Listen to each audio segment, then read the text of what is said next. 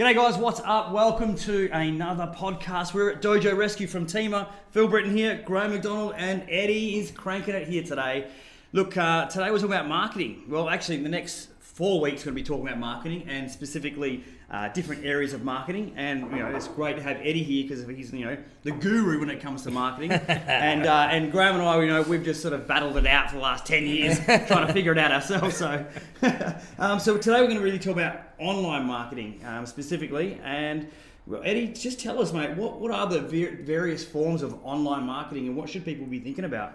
Yeah, well, look, I mean, when people generally think of this, they think very tunnel vision in one area. So usually people will be going, I do my online marketing, I do my Facebook marketing, or I do my online marketing, I've got a website, right? Or I've got a Google business account, or I'm on these other places, Yellow Pages, this type of stuff online, right? But really, where it really starts to sing together is actually data, right? So if you've got your website running, you've got to ask the questions, well, how are people getting into it, right? So that's the data that we're really looking at, and that is really traffic, right?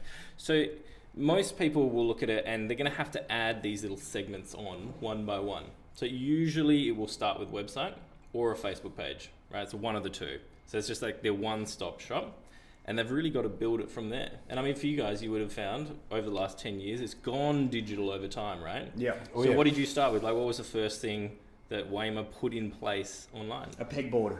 Look, it was that website, seriously, it was just that was the front of house. And it was actually interesting. I was going to ask you the question. In your opinion, how have you seen the industry change? I know that keeping up with the new algorithms that are being presented, the way that Instagram does its stuff, Facebook does its stuff, and also the different sort of social platforms. It's what have you seen, Eddie, in your opinion, as a professional in this space? How's it transformed and changed? And what are the pitfalls that I guess the average Joe Blow who's running this as a solo business entrepreneur are falling into? Yeah, I think the way it's changed over time is the saturation of people online, right? So previously, if you had a local business, there'd only be one-stop shop to find you guys, right? Yep. And in the case of WAIMA, even before the website, it would have been Yellow Pages. So people would have gone, I want to have a look at martial arts, go to the M section of Yellow Pages, scroll through, here's the ones, and they'd literally have to triage by location. And it'd usually be one or two places. They might call them, and that's it. I remember doing it. What's martial arts schools are in my area? Yeah. I was actually just laughing to myself, just going, Yellow Pages. We've got the generation watching this going, what? It's still around. It's still around online, but it is online, but the old book. Exactly right. So that was essentially where it all started, and it hasn't actually changed in any meaningful way. People still search the same way. They go, all right, I want to do some martial arts, or I'm having some sort of problem, and then the ad's got to get in front of them in some way. So that's just an ad, right? But what actually makes people come in is your offers, right?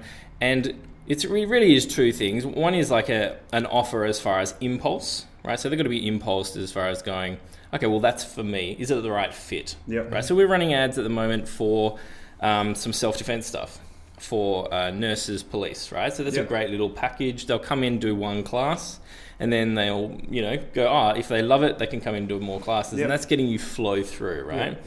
Now that gets in front of those people and it breaks the clutter because they look at it and go, well, that's for me. It's, if you are a policeman or a nurse, that's us, right? So that's how we break that clutter. But adverts don't change. Adverts have been no different since the 60s. Even if you watch an episode of Mad Men, those are still relevant. All the ads that they're talking about are still relevant today. So, what about, Graham, talking about online and having specific offers? I know it's a little bit of a gripe with myself about every Tom, Dick and Harry out there, I guess. Or what do you see, Eddie and you, Graham, everyone having the same style ad and the same thing? Is it good because it works and it's normal, or do you think it's like... Sadly, it gets saturated, and you do find there's a lot of imitators, which... in this industry, if you're a pioneer and a leader, people want to follow what works. But you've got to continue, and we've said this so many times, you've got to innovate consistently. Don't imitate. And that's sometimes a hard thing. I think what sadly happens is people will follow the same ads. They'll get certain traction to it, but what they'll do is they'll miss the data collection that goes with that, as Eddie said, to be able to test them. They're actually living in a reactive world. They're waiting for the next successful business to go, oh, geez, I need to follow that. I actually think the problem is they liken that business with the other business. Therefore, they've maybe come in through that ad, but they've had a really bad experience. And so they haven't done it. So they see another ad and they automatically go, bullshit filter comes up and go, I don't like that because of the experience they've had. That's what I think. But yeah, and it's certainly true. Like we will run, a couple of offers which we don't even do anymore, like free trial. Free trial offers are over. Everybody's done them. Every consumer's seen them, and they sort of feel like, okay, well, that's just a norm now, right? So you've always got to break that clutter with something new. And then sometimes you can recycle it.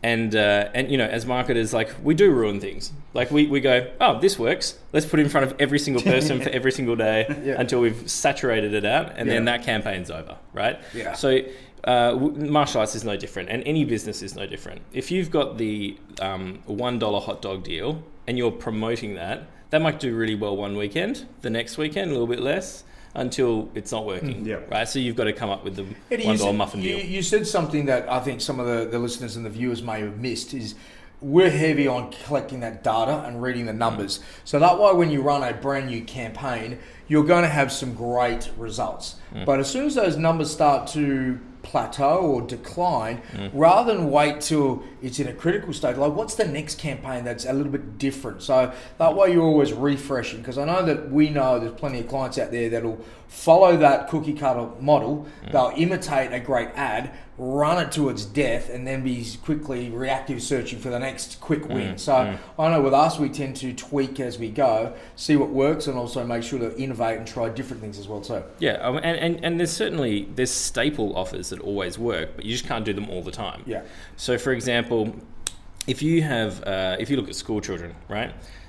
The parents are highly ritualized. So in the center of a term, they're not going to come in and do a come for 3 weeks for whatever dollars with a uniform, right? But there is a time of year that is right. So those eyeballs will saturate them for a time. Yeah. Then they'll have a rest for a while, and then we'll go back to them, right? And then at the end of the year, we've got to have a different offer. So it's just, sometimes it's timing with offers.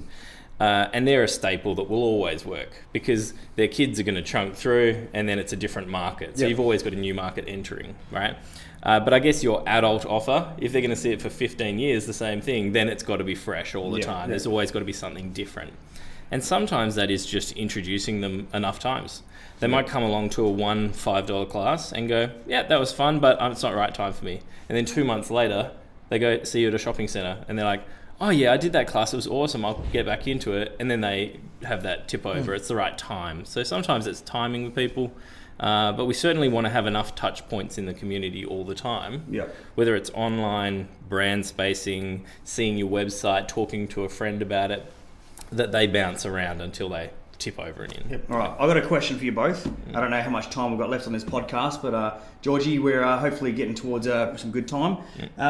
2 questions. One is there something that we've done in the past? And you said it might not. Again, guys, disclaimer, it might work for you, it may not, all right? But in our past, sort of 6 or so months, 8 months, what offer has freaking killed it? Like, has there been something that's like gone off the wall? Yeah, one-off self-defense classes. Yeah. So often, if you think about your consumer, they're coming in and they're not 100% sure, right? And it's hard for us because we might have been in a gym or doing some martial arts for a long time, right? But your average person will be coming in for the first time to experience something. They're a little bit scared. Is it an aggressive place? Will I fit in? Is it clicky? Even with gyms, people come into a gym for the first time when they're like 18, 19, and they're like, is there etiquette? Do I drop a weight? Will a bodybuilder scream at me? Right? It's no different for our stuff. So the key is to give them easy entry. And those easy entry points are small paid offers. Things like $5 for a class for this particular niche. Right? And they always work well. So at the moment we're doing police and nurses. We might run teachers, or you might offer it to firemen or something in the community like that. Right? So you treat that sort of like its own sort of an hour or 2 hour seminar. They all are coming in, they're all sort of new to it. And then from there we make an offer to then come and join the school. Yeah, of course. Because in the mind of the consumer, low risk is key. So we want to lower that risk by giving them something easy to consume. then they've got a bit of a taste of it. All the other barriers to entry, I'm scared of coming in, I'm not sure if it's a friendly environment, is it the right fit for me? That's all gone now. So after that, it's much easier for them to roll back into the next All right, second question, again, probably more for you, Eddie. If someone was coming into this online space, what do you think their first moves would be? Obviously, you would know, do you have a website? Like, how important is SEO of your website versus Facebook advertising? How important is brand awareness, putting $5 a day out there to get your brand out there versus a direct ad? Like, what would you say of a general run-of-the-mill person, 50 to 100 members, bit archaic, they haven't done online stuff before, where do they start? Yep, okay, so the absolute first point of call is people knowing you exist, right? So it's just to make it into total layman's terms. And the easiest, cheapest way to do that at the moment is Facebook advertising, right? So I would put out a post. If you are just completely starting out, you have no expertise, post something on Facebook, press the boost button, and just get it out in front of your community within 5 kilometers or 12 minutes drive, right? Because that is your target market is not going to drive more than 12 minutes on average to your dojo on a regular basis. So they're your actual target, and they come from a totally varied array, right? Unless you're like a fight gym and you have a specific niche, then you can narrow it down a little bit. But that's first point of call, and just offer them free trial. That's it, right? Cool. That'll get you in front of people. You'll start to get clicks, and you start to build momentum. And momentum is key in marketing. You've got to have this constantly being in front of your consumer. That is just an advert. Like, I'm not a Facebook advocate. If there was a cheaper way to do advertising, I would say Google, or it used to be Google. Or if it became Instagram, it would be Instagram or whatever it is. Right now for martial arts, the cheapest eyeballs are Facebook, and that's just the easiest way to do it. That's the first point of call. Well, you heard it there, guys. Get your brand out there in your community. Let them know that you exist, and if you don't know how to do that, honestly, Google how to boost a post. Otherwise, come reach out to us. Join the business school, so the TIMA business school. Drop Eddie a message. He'll walk you through it, guys. All right, we're here to help you. All right.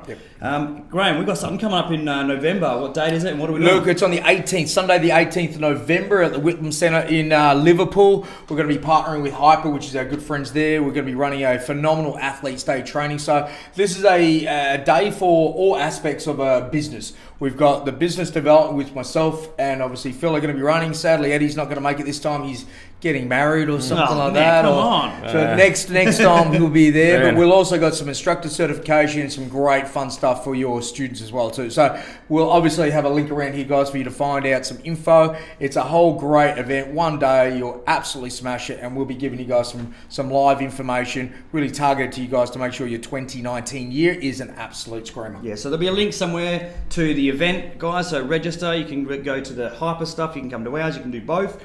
And you can find that either on Facebook or just head to our website, tima.com.au, and we'll be able to direct you to some of the goodies, our free courses and bits and pieces. So hope today has been enjoyable for you guys. The next episode, we're going to be talking about another element of marketing, and that's called internal. So make sure you stay tuned, guys. Our job is to help you get more students so you can build the business that you want. Ciao. Bye for now.